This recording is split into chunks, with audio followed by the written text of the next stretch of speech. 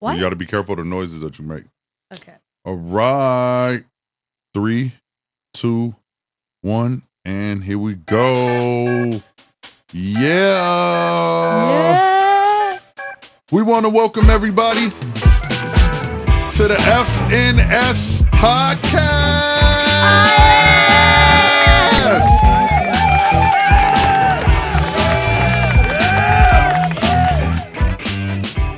Yeah. All right. I want to welcome everybody to, well, this is our second edition, but this is our first real podcast where we really feel like we know what we're doing a little bit today, a little bit more today. Today is October 4th, 2024. We got a lot of great topics coming your way, a lot of great information coming your way. First of all, let's give an intro. This is the FNS Sports Podcast. FNS stands for Father and Son. We are a father and son podcast team. My name is Chef Yaku. I'm a chef, a father, a husband, all of the above. Yankee fanatic, sports fan. I've been here in the Bay Area for over 20 years now. And even though I've been here immersed in such a great culture and the sports culture in the Bay, I still bleed Yankee blue, baby. Let's go.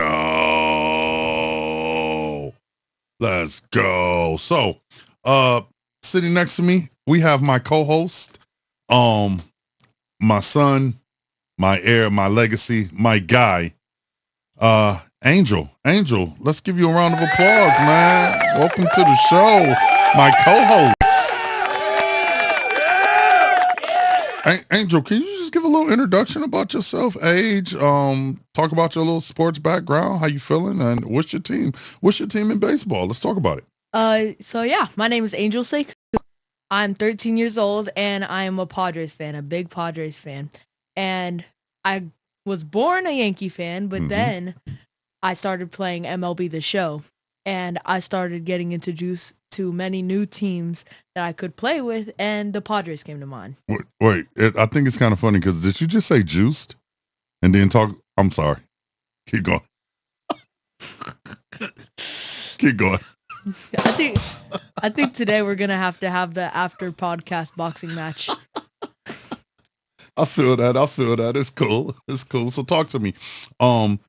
Being like you were born a Yankee fan. You live in the Bay Area, born in San Francisco, and you're a Padres fan. What's it like at school being a Padres fan amongst so many Giants fans and so many people that love the Bay Area teams? How is it? So I go to school with a lot of fake people. I go to school with a lot of fake people, and they're not actual Giants fans, but they just try to play with my emotions because I'm such a big Padres fan. So they'll tell me, "Oh, go Giants," when they don't even really mean it. But the real Giants fans, they're so fun because we're always beefing with each other, and it's like fun beef, even with my teacher. I feel you. That's awesome. So I mean, if anybody wants to know more, you guys can always email us, ask us questions. We have fnssportspodcast@gmail.com. You guys can reach out to us there. You guys can also hit us up here on our YouTube page, which is at FNS Sports Podcast. You guys can hit us up with any questions that you like. You guys can jump in on the live. If you see the video, please like and subscribe. Show a little love because we are here just to give you a father and son perspective on baseball and the sports world. So let's kick it off. Right? Let's kick it off.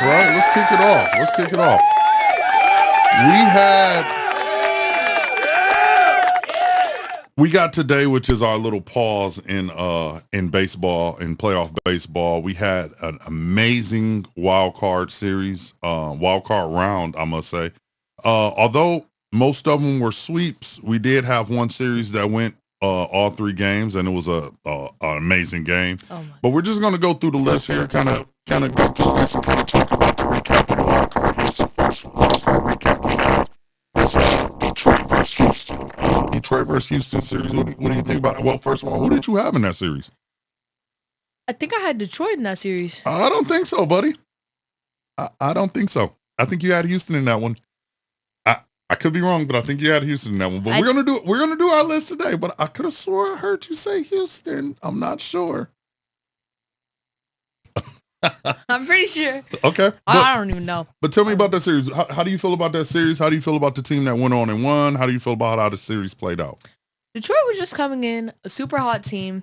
They knew what they were going to do. They came in, they handled their business, and they left right out. And it was a good series. Yeah, facts. The Houston put up a fight, but they just couldn't handle Detroit. Yeah. I hear like a weird noise. Yeah. You hear? Yeah, I hear it. It's like a. Yeah. I think that's outside. Okay, whatever. But yeah, Detroit came in super hot. And they were what you call in the sports world, everybody says playing with house money. Nobody expected them to be there. Nobody expected them to be in that situation. That let me tell you, that city is electric right now with the way the Lions are performing. You got Michigan performing well, which is right out there in Ann Arbor, west of Detroit.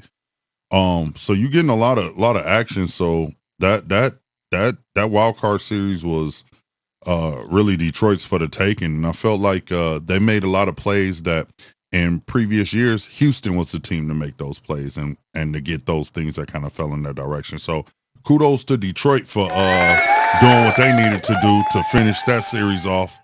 Because I feel like if that series would have went and snuck into 3 games, I feel like Houston would have been able to pull that out. So good job for Detroit pulling off that sweep. Yeah. Moving on to the Kansas City Baltimore game series. That series was electric. The people in Baltimore were extremely excited to be back in the playoffs. They got a young team that's going to be there. They're going to be competing in the AL East for years to come. So I don't think it's like a window shutting thing for them at all. Baltimore just got they got outmatched by a younger, faster, more athletic Kansas City team that just came in looking to make a run in the playoffs, and they looked really athletic. I mean, I saw plays. Bobby Witt ran one out in that second game and made a play to make so it wasn't a double play, and the dude is a stud. Dude is an absolute stud at shortstop. He's going to be I think him and Gunnar Henderson are going to make it very exciting in the American League as far as that shortstop position. What do you feel about that Kansas City-Baltimore series? Kansas City is the same thing with Detroit. They're coming in a hot team.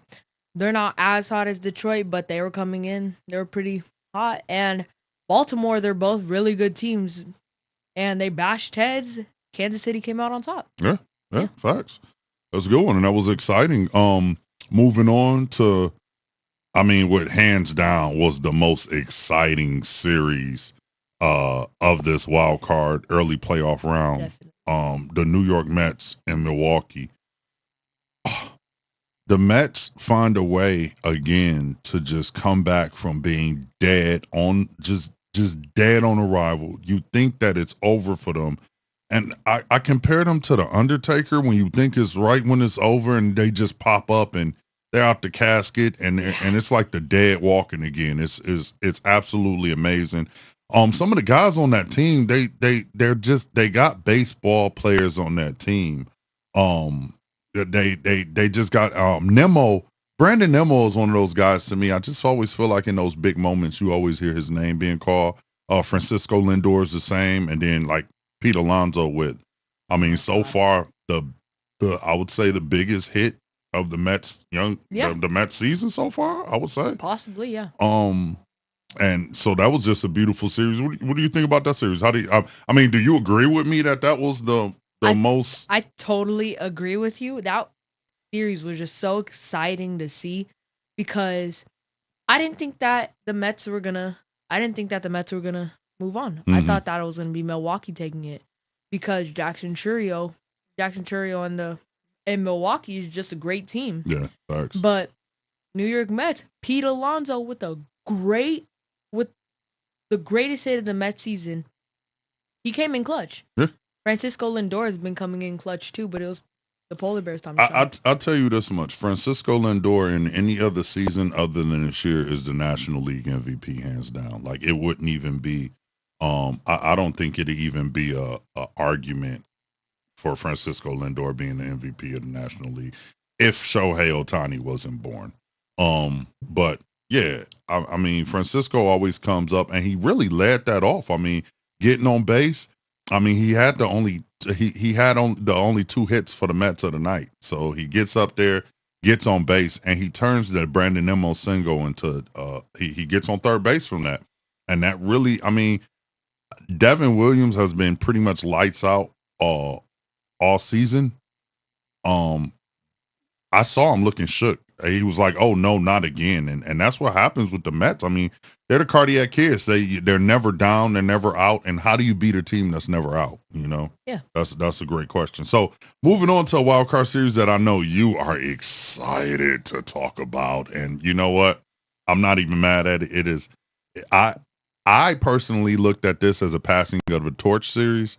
What Atlanta was able to do in their playoff runs and when they were able to win, they were able to get hot at the end of the season. They were able to get guys back and get them healthy at the end of the season.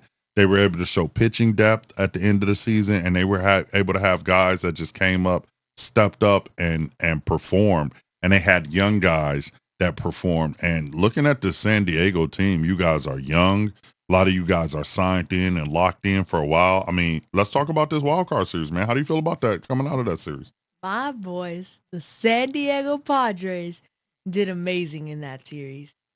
I feel like Fernando Tatis Jr. is gonna be in beast mode this Okay. postseason. Okay. He is gonna be on fire. He's The Padres are ready to take on the Dodgers. I think we're ready to take on the Dodgers. Jackson Merrill, Luis Arias, Manny Machado, who's been hot recently, hitting home runs, hitting bombs. I'm very excited for this. I'm just so excited to see my boys do this again. Was there any moment during that Atlanta series that you felt? Was there any moment that you kind of felt like it could have been slipping away? You guys wouldn't have gotten a sweep. What do you think? No, I had confidence. Okay. I had confidence the whole entire series. So I was just very confident in my team. I would just kept on believing. Okay. Yeah. Okay. That's what's up. That's what's up. I love it. So I mean we didn't really get too deep into detail into the winner, but for those out there that don't know, so Detroit Houston series, Detroit came out on top 2-0. Kansas City Baltimore series, Kansas City came out on top 2-0. New York Mets versus Milwaukee Brewers series, Mets were able to come out on that one 2-1. And then we have the Atlanta Braves versus San Diego Padres, where the Padres were able to win that series 2-0. That right there wraps up the wild card, which brings us into, oh my God, tomorrow is such amazing day for baseball. We got rivalries. We got some blue bloods versus some young blood games. We got some injuries. We got some really kind of head scratchers at starters in games tomorrow. We got a lot of fun things to talk about. So let's talk about this divisional round, right? We can go into Detroit. We can go into this. We can jump right into this. Detroit versus um Guardians. Detroit versus the Cleveland Guardians. I was about to say the Indians. That's why I kept losing my. The Detroit versus the Cleveland Guardians matchup. First of all, tomorrow's game one, to be in Cleveland. They have Holton. Let me see. Let me make sure I got his right because I just put his. I don't know why I just put his. I just put his first name. So where you know what? We'll go through the pitcher matchups, right? So the pitcher matchup for tomorrow we got Todd. I think it's Todd. inside Taylor. So Tyler, we got Tyler Holton going up against Tanner Beebe. Looking at the stats here, let's look at Tyler. Looks like he is in his last games versus Cleveland. Got 6 games, 3 games started, 12 innings pitched, giving up 8 hits, 1 walk, 9 Ks. 9 Ks over 12 innings pitched. It's not bad. I know that the scene is going to be electric tomorrow in Cleveland. Um, but this Detroit Tigers team is really hot. They're So they're on fire. I think they can win anywhere they go. okay, so let's get into it. What do you feel about tomorrow's game? How do you think it goes down? And ultimately, yeah, how do you feel about tomorrow's game? Just tomorrow's game. Tomorrow, so I feel like Detroit will take that game. Okay. I feel like the final score will be 3-2. Okay. And you know who I think is gonna have a good game? Talk to me. I think that Tyler Holton is gonna be pitching well against Cleveland. I think he's gonna be pitching very well against Cleveland. But I think Jose Ramirez on the Guardians might do some stuff. But yeah, it's definitely gonna be a good game. Okay. I see so my outlook on it is you got Cleveland, who is just a team that's constantly there in the playoffs. Typically they're at the top of that division every year, so they're in the playoffs, whether they're a wild card or whether they're actually winning the AL Central. You got Detroit, who's just coming in scorching hot. I I'm gonna be real. I don't see Detroit slowing down anytime soon. Yeah. I really feel like with them handling Houston, who has been, 7 years straight in the ALCS, when you're able to beat a team like that, you're showing that you're not just at the party, but you're here to dance. And I really see Detroit taking game one. I see some really good hitting from Detroit. One of the things about Detroit is they're so good running the bases. And their pitching. Pitching's pretty much carried them the end of the year. So I see a lot of good things for Detroit tomorrow. I do see a nice low scoring game. I don't see it getting out of hand. And I could see the score being somewhere around 4-2, with Detroit being able to take a lead and kind of get their little distance after the sixth inning. That's how they've been playing. That's how they play Houston. Let me tell you, Detroit's going to go and they're going to stare the Guardians right in the face and they're not going to blink. So I don't see that being one of them scary series there. I think Detroit will be ready to win game one. Moving on, then we got Kansas City versus the New York Yankees. We got Michael Walker going against Garrett Cole. What do you think about that game? I think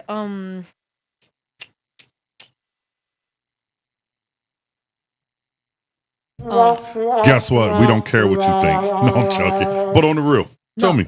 So, yeah, Kansas City, they're coming in hot, but I think the Yankees can just handle them. Juan Soto and Aaron Judge, just a dynamic duo. They're gonna hit some bombs. They're gonna hit a bomb tomorrow, both of them. I absolutely see that. As a Yankee fan, we got some gremlins about Judge in the playoffs. He hasn't performed. He hasn't stepped up. He hasn't been there. I think later on, the great seasons, we've seen great regular seasons from Judge. We've seen him be a leader during regular season. For you to really cement your legacy, we all know what you have to do more. We know it's not about making it to the playoffs. It's not about going deep in the playoffs. It's about winning rings. I really feel like Aaron Judge has answered every call that has been rung out with his time with the Yankees, becoming our captain, breaking Roger Maris's home run record. I mean, leading almost every major batting statistical category this year. And I think he's going to come into the playoffs hearing the rumbling from us Yankee fans.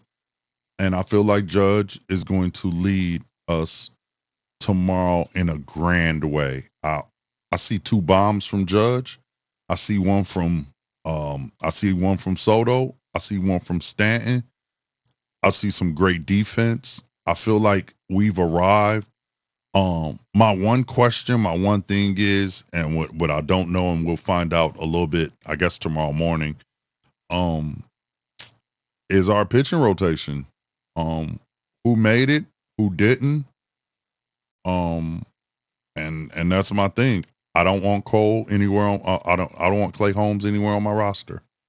I want him at home, watching, and learning how to do it. And That's what it is. I want Marcus Stroman on there on our roster. I have more trust in him in late innings.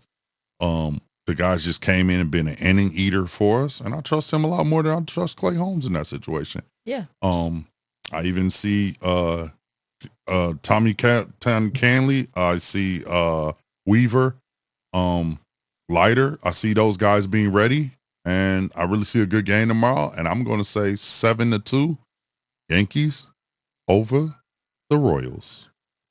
What didn't Marcus Stroman, didn't he come in as a starting pitcher for you guys? Yeah, he came in as a starting pitcher, ate a lot of innings, and then once Garrett came back, we moved him into the bullpen, and he came out, and the appearances I saw, masterful, Yeah, beautiful, and I knew coming in the guy was an innings eater. The guy's a New Yorker. The guy is just he epitomizes the electricity that's going to be in the air of that city, and he needs to be on that roster. Yeah, he brings an aura, just like Jazz. He brings an aura to that team that I really love. So that's all I got to say about that. That's all I got to say. Moving on, we got the New York Mets versus the Philadelphia Phillies. This is this one right here. That's going to be a brawl. These two teams hate each other. They got players on the team that hate each other. It's two cities that they've been pitted up against each other since their existence. Yeah. This is going to be a beautiful series here. Every series is awesome. Of course, I'm going to say Yankees, Kansas City is my favorite series. But this series right here, it's going to have a special place in my heart, especially with the way the Mets have been performing. How do you feel about this series? So, I was surprised to see that they were pitching Kadai Senga because he only has 3.5 innings this season. 5.3 innings under his belt because of all the injuries he's went through. Yeah. That's not a lot of experience, but he's a very good pitcher when he's hot. That's a strange one there. Yeah. That's really strange because how many innings do they expect to get out of him? Is the question. And when you haven't played that much, those high leverage situations, I'm talking about when you got a man on second or a man on first and third, one out, no outs. How's he going to be able to perform in that? I got another little tidbit that I heard a little bit early on the radio is when Zach Wheeler was a part of the New York Mets. He was coming back from an injury. They didn't allow him to be with the team, basically. They told him he would have to buy his own tickets to the game. So I think Zach Wheeler's going to come out on fire tomorrow. Oh, yeah. I think he's pissed, and he's going to pitch with a chip on his shoulder. I think the Phillies have heard all the talk about them and the Dodgers being the team that they're most worried about coming off this break. I think your boy Bryce Harper's gonna smash one. Oh yeah. I like that team. I feel like with the chip that Zach Wheeler's gonna come in on his shoulder, I see the Phillies taking game one. Yeah, and I totally see that. You know who else I think is gonna do good? I think Alec Baum is gonna do good. There's just something about that kid. He hits very good. He's a very good hitter. He also is that's kid redemption in Philly. I don't know if you heard the story, but he has said some very derogatory things towards the city of Philadelphia, and he's like, I hate it here, something like that. It was something bad that he said. He ended up having to apologize, but now the kid has I guess really earned his stay there in Philadelphia. I mean, he's become a fan favorite, so I definitely see that. Can you give me a score of that game? What do you think the score of that would be? 5-2. 5-2? 5-2 Phillies. 5-2 Phillies. I see that. It's going to be rocking. It's going to be rocking in Philadelphia. The Philly fanatic going to be there. They might have all those Philadelphia mascots in the house tomorrow. It's going to be rocking. It's going to be shaking. I love it. Then we got our last divisional game one of the night, and that is the San Diego Padres traveling to go to Chavez Ravine and take on the Los Angeles Dodgers. This is another rivalry game. Angel, lead us in on this. I know you hype about this. Talk to us. I'm so excited. I will not be able to sit down during the game. I am like on cloud nine because I know the Padres will do good. I know the Padres will come in, they'll be ready. I don't think the Dodgers are going to be ready with the long break that they had. I don't think that they're going to be ready to face such a good team right off the bat. Mm-hmm. So, I don't think they're going to be that good coming into the game. So, I think we're going to take that game. What do you feel about the bad news that you guys got about Joe Musgrove, Joey, Tommy John surgery? Now, this question has two parts. How do you feel about missing him for the series? And then, it's Tommy John surgery on a pitcher, career-wise. Talk to me. So, first for the rest of the postseason, yeah, our pitchers are gonna have to step up, and I think one of the pitchers that are gonna have to do that are Jason Adams. Okay. I think Jason Adams is gonna have to step up. He has been doing very good, but I think he's gonna have to come on to our starting pitcher roster. And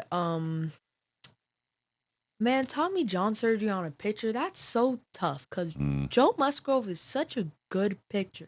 He's so electric because he lets his defense work behind him. Yeah, that's important. Yeah, and he's just so electric. He's such a good pitcher, and it just sucks to lose him. Yeah, facts about that. And basically, what, a year into his new contract?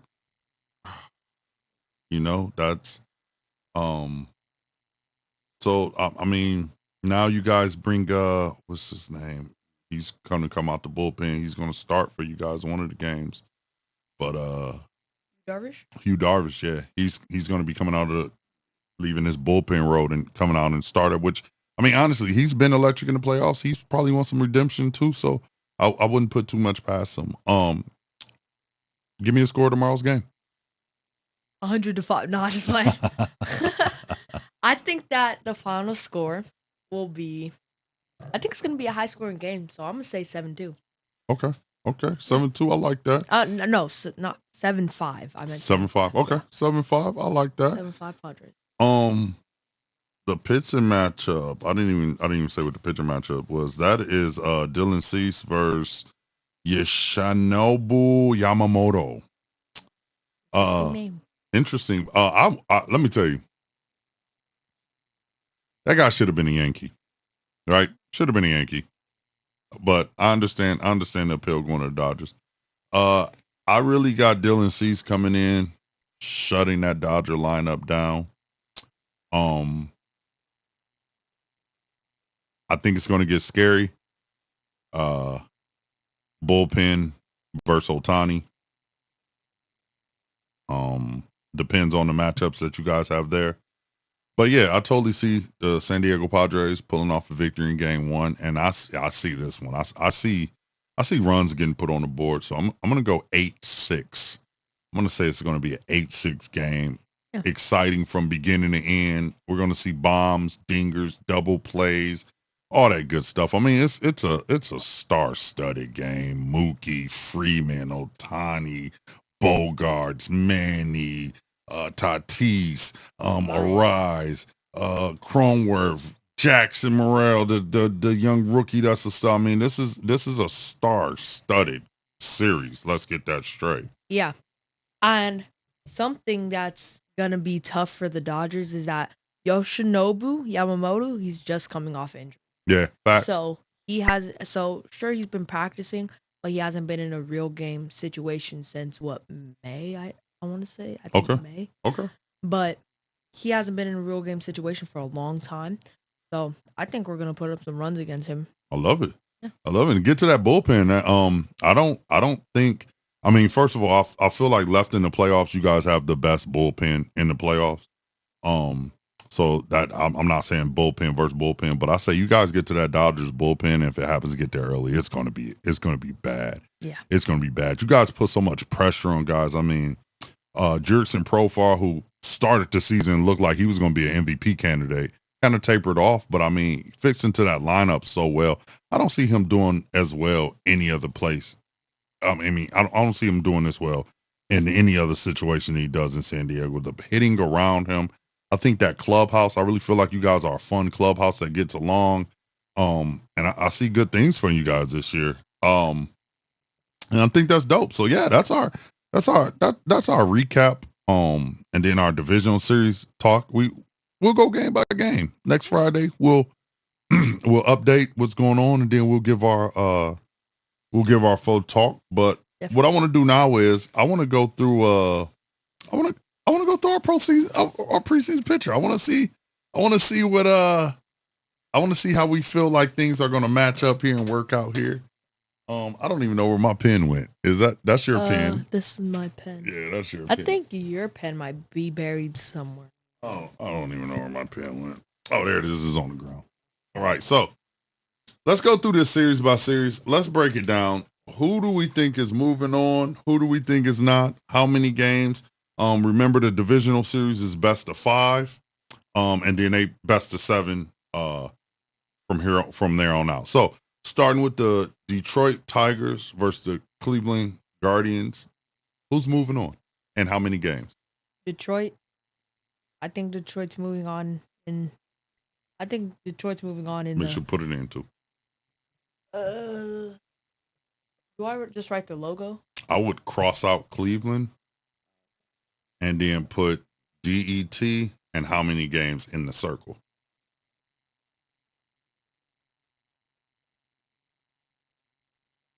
In the same circle that we write it in, like DET. Yeah, so you put DET and then put what you think the series is going to be. Games 3-1, 3-0, whatever. Okay. Wait, how many games do they play? Best of 5. Right? Best of 5 in the division. Yeah, that's what I was saying. Best of 5 in the division. ALCS is best of 7. World Series best of 7. So talk to me. Who? You got Detroit. How do you think they're going to do it? I got Detroit in 3-1. 3-1. So 3 games of 1 Detroit.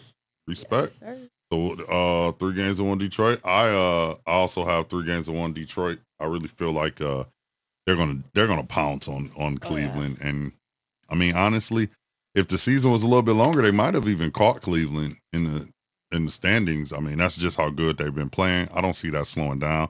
I feel like Cleveland might get. I feel like game 2 would be what Cleveland feels like is their back against the wall game. But I mean, we'll see. Moving on to Kansas City versus the Yankees. I feel like that series is going to be beautiful. It's going to be masterful. I got the Yankees moving on in that series, and I got the Yankees going 3-0. Going for the full sweep for the Yankees. The reason I feel that way is we know that this is our time. All we're playing against is AL Central teams. We had a great record against all the AL Central teams. I feel like we're really ready to play. And like I said, Judge is coming to show everybody that his legacy is now. His time is now. So, yeah. Talk to me. How do you feel about that? I got the Yankees in 3-2. Yankees 3-2. Okay. Yeah. I like it. I got I just feel like the Kansas City Royals, they're a very good team, but I totally believe that they could beat the Yankees. Totally believe that they could beat the Yankees in 2 games, but I don't think they have enough power to like take the series against them. Respect. I like that. Okay, moving on to the National League. We got this one. Listen, let me tell you something. This is the toughest one for me. That the other 3 aren't really that big of a challenge for me, but I'm gonna tell you real. This one is the toughest for me. Before that last doubleheader in Atlanta, if I knew this was the scenario, I would have Phillies easy. I would have no problem picking Philadelphia. I would be able to sleep with that decision. This run that the Mets are on, Angel, I got the Mets taking this series 3-2. I got it being a beautiful series. I got it being one of those series that it's going back and forth. Like I said, I got the Phillies coming out winning tomorrow's game, and from then on, it's all just gonna it's just gonna be a boxing match from then on. So yeah, talk to me about that series. How you feel? I got the Mets in 3-2 too, Okay. as well, because the Mets are too hot of a team to lose right now, Mm-hmm. and they're gonna lose late. Believe me, they're gonna lose late, but they're too hot of a team coming in right now, and especially off Milwaukee with what they just went through, they're gonna be even hotter. Facts. I feel that. I feel that. I believe that. That definitely gets the air horn there. I don't even, I'm gonna let you introduce the series. You give us this series. Talk to me about this series. So we got the amazing San Diego Padres going against the mid Dodgers. Talk So to me. I got the Padres taking it 3-1. 3-1. Okay. Yeah. 3-1. Now, I want to ask you this question. Is one of those games that the Dodgers win, is that going to be in this first homestand? Will it be tomorrow? It Or will be will it be what will I play again? Monday or Saturday? Monday? Monday, I think. Monday or Sunday? I think yeah, Monday. Okay. Well, whenever the next game is, I'll find out what that is. So you think it goes Padres, Dodgers, Padres? I think it goes Padres, Dodgers. Okay. Respect. So you think they get one in your Yeah. one play? Okay. Respect. I respect that. I got this series going all 5. I'm going Padres, 3-2. I see this series just being a slugfest. Another beautiful slugfest. Going every game that it could possibly go.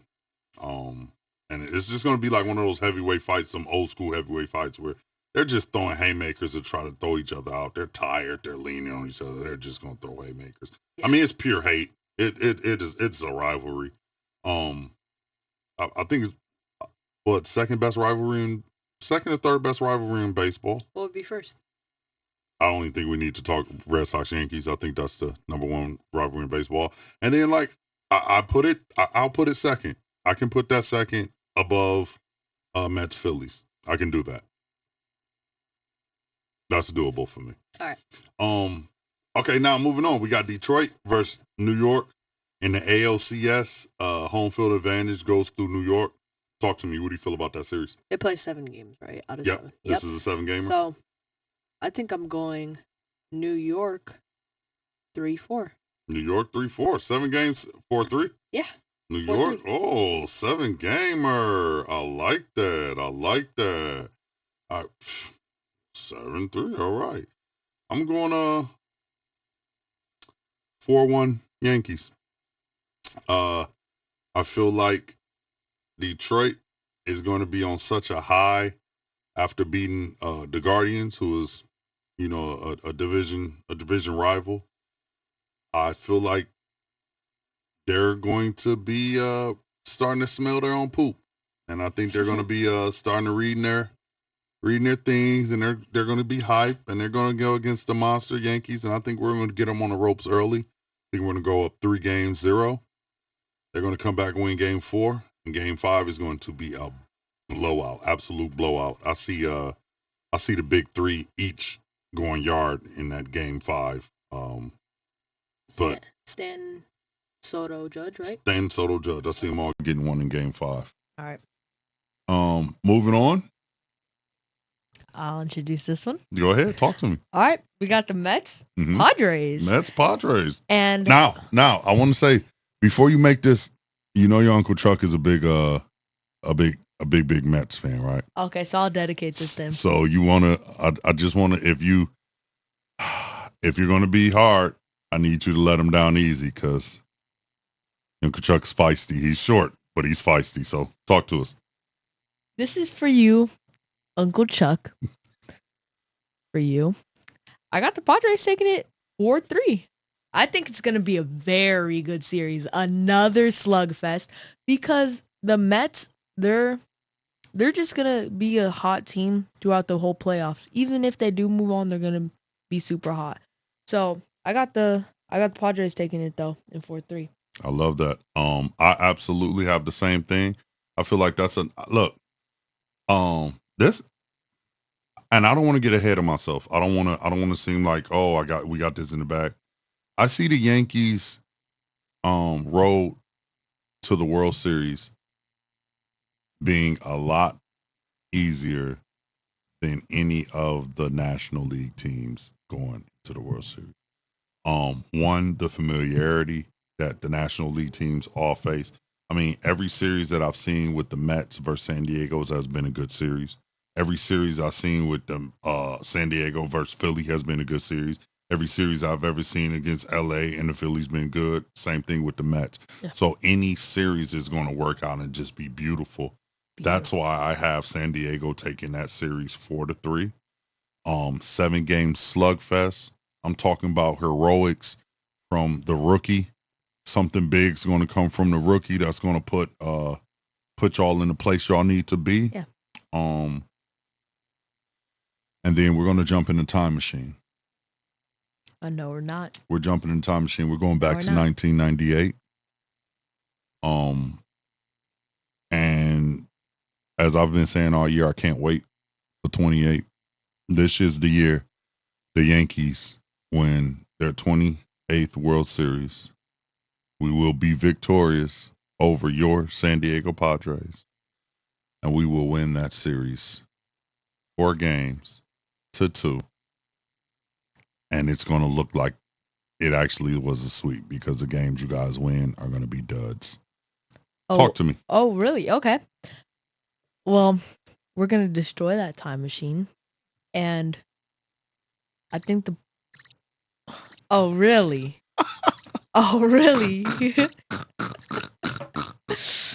But I think that the Padres are going to win their first World Series this year. Okay. I think they're going to win it, and they're going to take it in 4-3. Oh, that was funny. That was funny. Okay. No, because the thing is, the Padres, yeah, we haven't done good in our regular season games against y'all, the New York Yankees. But I think that the postseason is really the time that the Padres prove themselves and prove that they can be the team that everybody thought they weren't going to be. Because I can't even lie, I didn't think that we were going to be this good because we were missing Juan Soto, we were missing Trent Grisham. I didn't have belief in Michael King, and he came out as a stud. Facts. I didn't have any belief in Jurickson Profar. He came out a stud. Facts.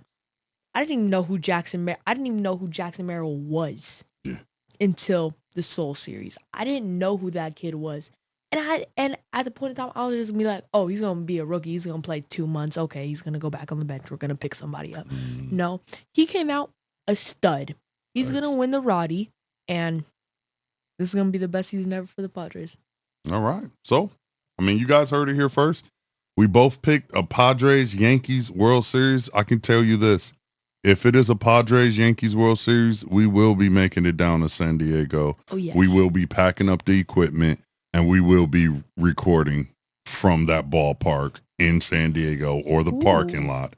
We will be doing it because we got the generators, we got the solar bank. Yeah, we will be there for the World Series. So you live in San Diego, we'll see you holla later. at your boys. We'll be down there for the World Series. Angel, that wraps up today's show. Is there anything you want to talk about? Anything you want to share? Yeah. Talk to me. There's actually one more thing. So I want to talk about your favorite playoff memory, just to close it out. Okay, favorite playoff memory. Favorite playoff memory that you've lived for. That I live for, yeah, mine, of course. Favorite playoff memory that I live for. It had to be the 2009 World Series. The place I worked at was owned. It still is owned by some people from Philly, big Philly fans. So I had bets going on all over that place. And me and Mom was actually at home when we won, and we drove all the way down there. And I just remember I stood on the bar, I stood in front, I ran around. It was absolutely pandemonium, and it was honestly a series that was scary. I actually have the Stephen King did a great like comic book series on it. I mean, I think it's only a couple of those things out. The great Stephen King, and I was blessed to have a really good client, really cool people that allowed me to get that. So I'm a really happy guy. What about you? What a favorite playoff moment in your young playoff career? My favorite playoff moment is 2022 when the Padres beat the Dodgers. I think. Okay, I think so. I think Yeah. so. And when the Padres beat the Dodgers to move on, I remember crying, yelling, and texting our friend Esteban. S, Raider S, my guy. I remember that doing that all at the same time without a shirt on. Yeah, you were running around in your underwear, kid. Because it was too hot. Yeah. I was running around looking like a red panda. I was so lit that night, and I was supposed to go to bed, but then I just woke up like 5 seconds after they put me down, and I was just like, I'm up. I'm gonna watch this game. And I just remember praising Manny Machado when he was freaking shirtless with the goggles on. I was like, praise Manny Machado, praise Manny Machado. It was amazing because I got to spend that moment with the people I love. I love it. I love it. So, I mean, to those playoff memories, and there's some awesome ones this year. You know, I get to share them, even though we're not fans of the same team. We get to enjoy baseball. We're a baseball family. We go to as many games as we can, and that's what we like to do. So, I want to thank everybody for tuning in. Thank everybody for watching. Thank everybody for listening. Listen, please like, subscribe, show us love, comment. We trying to give a nice sports perspective from the eyes of a father and son who really do this. So we out of here. Yep. I love you, kid. Love you too. You rock. We love all you guys too. We love y'all too. Y'all have a good one. Thank y'all. Have a good night, y'all. For joining us. Guess what? This claps for y'all.